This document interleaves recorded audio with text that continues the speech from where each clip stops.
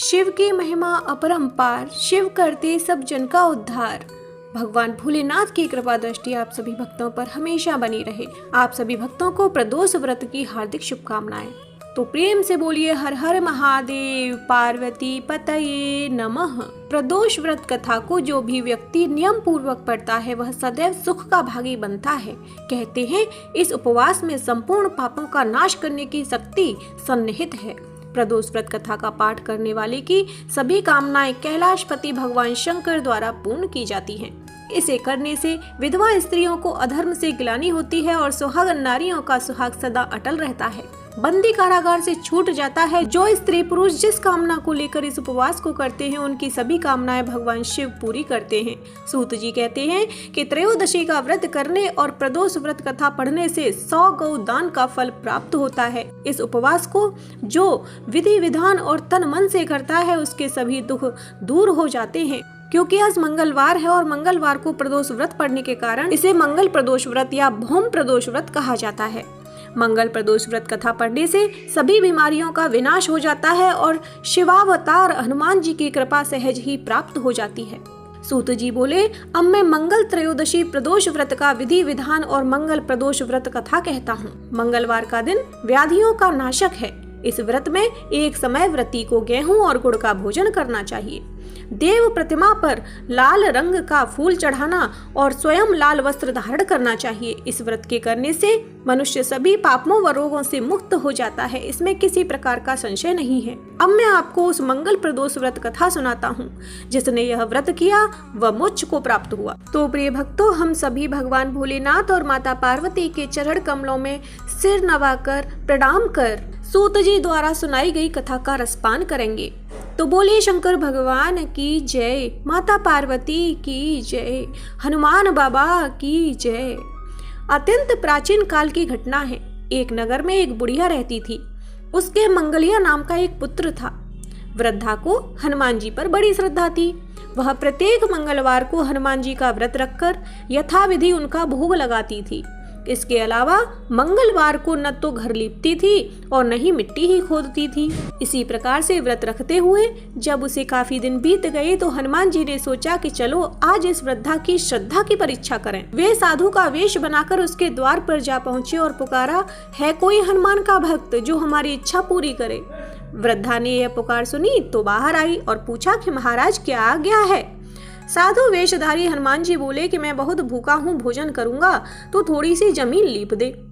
वृद्धा बड़ी दुविधा में पड़ गई। अंत में हाथ जोड़कर प्रार्थना की कि हे महाराज, लीपने और मिट्टी खोदने के अतिरिक्त जो काम आप कहें वह मैं करने को तैयार हूँ।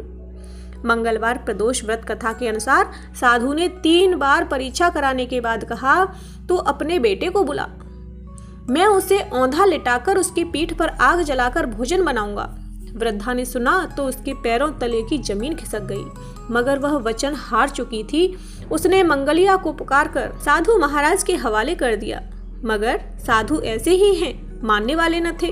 उन्होंने वृद्धा के हाथों से ही मंगलिया को औंधा लिटाकर उसकी पीठ पर आग जलवाई। आग जलाकर दुखी मन से वृद्धा अपने घर के अंदर जा घुसी। साधु जब भोजन बना चुका तो उसने वृद्धा को बुलाकर कहा कि वह मंगलिया को पुकारे ताकि वह भी आकर भोग लगा ले। वृद्धा आंखों में आंसू भरकर कहने लगे कि अब उसका नाम लेकर मेरे हृदय को और न दुखाओ। लेकिन साधु महाराज न माने तो वृद्धा को भोजन के लिए मंगलिया को पुकारना पड़ा। पुकारने की देर थी कि मंगलिया बाहर से हंसता हुआ घर में दौड़ा आया। मंगलिया को जीता जागता देखकर वृद्धा को सुखद आश्चर्य हुआ। वह साधु महाराज के चरणों में गिर पड़ी। साधु महाराज ने उसे अपने असली रूप के दर्शन दिए। हनुमान जी को अपने आंगन में देखकर वृद्धा को लगा कि उसका जीवन सफल हो गया। तो बोलिए शंकर भगवान की जय, माता पार्वती की जय, हनुमान बाबा की जय। अब श्रवण करते हैं श्री शिव चालीसा। जय गणेश गिरिजा सुवन मंगल मूल सुजान, कहत अयोध्या दास तुम देहु अभय वरदान। जय गिरिजापति दीन दयाला, सदा करत संतन प्रतिपाला। भाल चंद्रमा सोहत नीके, कानन कुंडल नाग फनी के। अंग गौर शिर गंग बहाए, मुंड माल तन छार लगाए, वस्त्र खाल बाघंबर सोहे, छवि को देखी नाग मन मोहे। मैना मातु की है दुलारी, बाम अंग सोहत छवि न्यारी। करत त्रिशूल सोहत छवि भारी, करत सदा शत्रुन क्षयकारी। नंदी गणेश सोहे तह कैसे, सागर मध्य कमल हैं जैसे। कार्तिक श्याम और गणराऊ, या छवि को कही जातन काऊ। देवन जब ही जाय पुकारा, तब ही दुख प्रभु आप निवारा। किया उपद्रव तारक भारी, देवन सब मिल तुम ही जुहारी। तुरत षडानन आप पठायो, लव निमेष महिमार गिरायो। आप जलंधर सुर संहारा, सुयश तुम्हार विदित संसारा। त्रिपुरासुर सन युद्ध मचाई, सब ही कृपा कर लीन बचाई। किया तपहि भागीरथ भारी, पूरब प्रतिज्ञा तासु पुरारी। दानिन मह तुम सम को नाही, सेवक स्तुति करत सदाही। वेद नाम महिमा तव गाई, अकथनादि भेद नहीं पाई। प्रगटी उदधि मंथन में ज्वाला, चरत सुरासुर भये विहाला। कीन्ही दया तह करी सहाई, नीलकंठ तव नाम कहाई। पूजन रामचंद्र जब कीना, जीत के लंक विभीषण दीना। सहस कमल में हो रहे धारी, कीन परीक्षा तब ही पुरारी। एक कमल प्रभु राखे जोई, कमल नयन पूजन चह सोई। कठिन भक्ति देखी प्रभु शंकर, भय प्रसन्न दिए चित वर। जय जय जय अनंत विनाशी, करत कृपा सबके घटवासी। दुष्ट सकल नित मोहि सतावे, भ्रमत रहो मोहि चैन न आवे। त्राहि त्राहि में नाथ पुकारो, यही अवसर मोहि आने उबारो। ले त्रिशूल शत्रुन को मारो, संकट से मोहि आने उबारो। माता पिता भ्राता सब कोई, संकट में पूछत नहीं कोई। स्वामी एक है आस तुम्हारी, आय हरहु मम संकट भारी।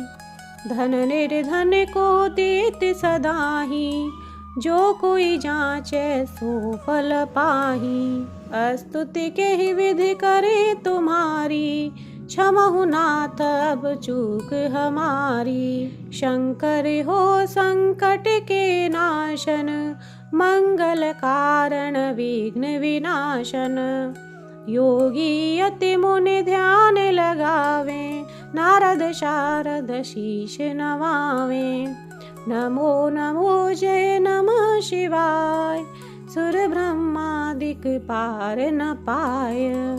जो यह पाठ करे मन लाई, तापर हो तहि शंभु सहाई। ऋनिया जो कोई हो अधिकारी, पाठ करे सो पावन हारी। पुत्रहीन कर इच्छा जोई, निश्चय शिव प्रसाद ते होई। पंडित त्रयोदशी को लावे, ध्यान पूर्वक होम करावे।